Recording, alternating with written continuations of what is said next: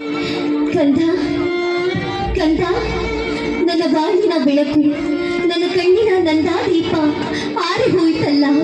ನನ್ನ ಬದುಕೆಲ್ಲ ಶೂನ್ಯ ಕಂದ. ಅಯ್ಯೋ ಗೌತಮಿ, ಎಂತ ಹುಚ್ಚಿದು! ನಿನ್ನೆ ಮಧ್ಯಾಹ್ನದಿಂದಲೂ ಗತಿಸಿದ ಮಗುವನ್ನು ಶವ ಸಂಸ್ಕಾರ ಮಾಡದೆ ಹಠ ಮಾಡುತ್ತಿದ್ದೀಯಲ್ಲೇ. ಬೇಡ, ಕಂದನನ್ನು ಬಿಟ್ಟುಕೊಡು ತಾಯಿ, ಬಿಟ್ಟುಕೊಡು. ಇಲ್ಲ, ನನ್ನ ಮುದ್ದು ಕಂದನನ್ನ ಬಿಟ್ಟು ಕೊಡುವುದಿಲ್ಲ.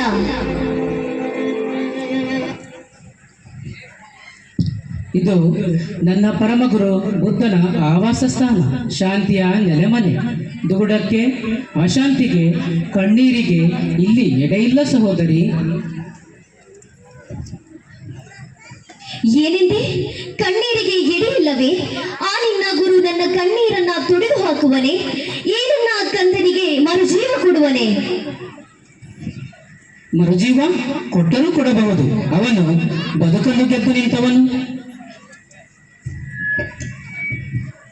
ನಿಜವೇ?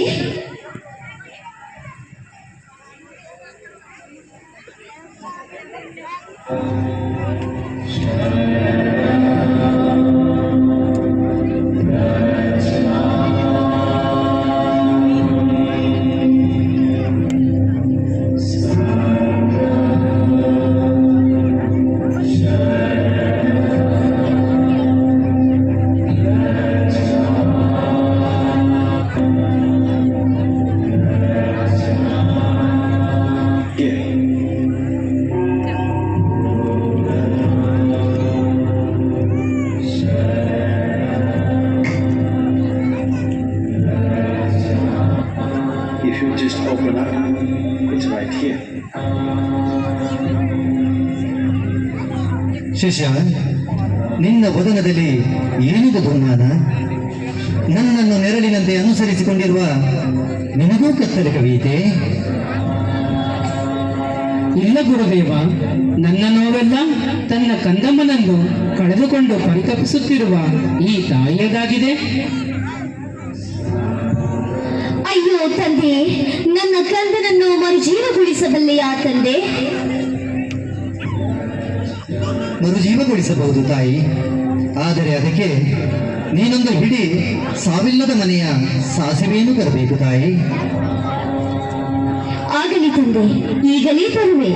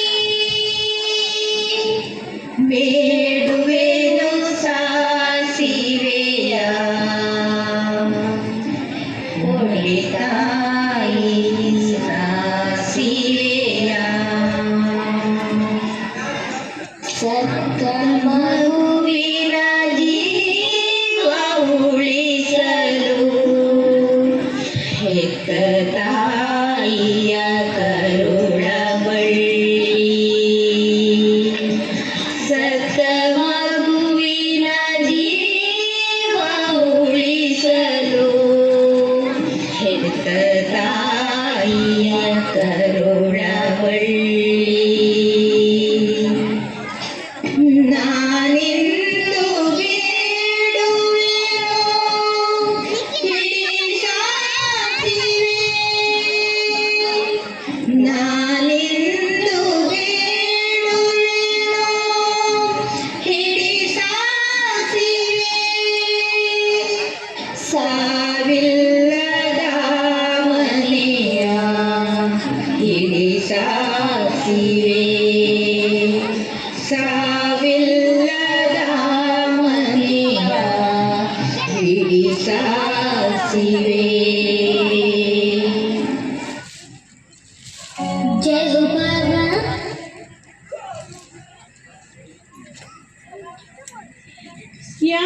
ನೀನು?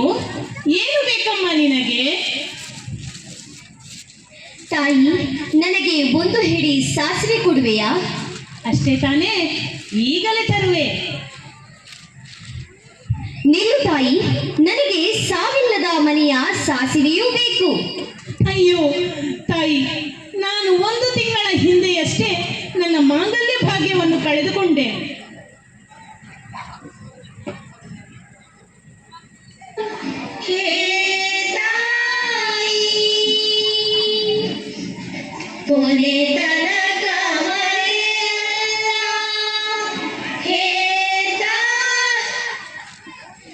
ಯಾರಮ್ಮ ನೀನು? ಏನು ಬೇಕಮ್ಮ ನಿನಗೆ? ನಾನು ಗೌತಮಿ.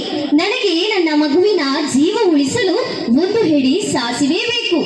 ಅಷ್ಟೇ ತಾನೇ, ಈಗಲೇ ತಂದು ಕೊಡುವೆ. ಅಮ್ಮ, ನನಗೆ ಸಾವಿಲ್ಲದ ಮನೆಯ ಸಾಸಿವೆಯೂ ಬೇಕು. ಏನಮ್ಮ ನೀನು? 1 ವರ್ಷದ ಹಿಂದೆಯಷ್ಟೇ ನಾನು ನನ್ನ ಮಗುವನ್ನು ಕಳೆದುಕೊಂಡು ಪರಿತಪಿಸುತ್ತಿದ್ದೇನೆ. ನನ್ನನ್ನು ಅಣಕಿಸಲು ಬಂದಿರುವೆಯಾ? ಹೋಗು ತಾಯಿ, ಹೋಗು. ಬೇಡುವೆನು ಸಾಸಿವೆಯ ತಾಯಿ, ಸಾಸಿವೆಯ. ಏನು ತಾಯಿ, ಏನು ಬೇಕು ನಿನಗೆ? ಅಮ್ಮ, ನನಗೆ ಸಾವಿಲ್ಲದ ಮನೆಯ ಸಾಸಿವೆಯೂ ಬೇಕು. ಕೊಡುವೆಯಾ? ಸಾವಿಲ್ಲದ ಮನೆಯ ಸಾಸಿವೆಯೇ? 3 ದಿನದ ಹಿಂದೆಯಷ್ಟೇ ನಾನು ನನ್ನ ಅಜ್ಜಿಯನ್ನು ಕಳೆದುಕೊಂಡೆ. ಎಂಥ ಗಡ್ಡಿಯಮ್ಮ ನೀನು! ಲೋಕದಲ್ಲಿ ಸಾವಿಲ್ಲದ ಮನೆ ಇರಲು ಸಾಧ್ಯವೇ? ಮುಂದೆ ಹೋಗಮ್ಮ, ನಮ್ಮ ದುಃಖವನ್ನು ಮರುಕಳಿಸಬೇಡ. ಅಯ್ಯೋ ದೇವ, ಸಾವು ನೋವಿಲ್ಲದ ಮನೆಯೇ ಇಲ್ಲವೇ?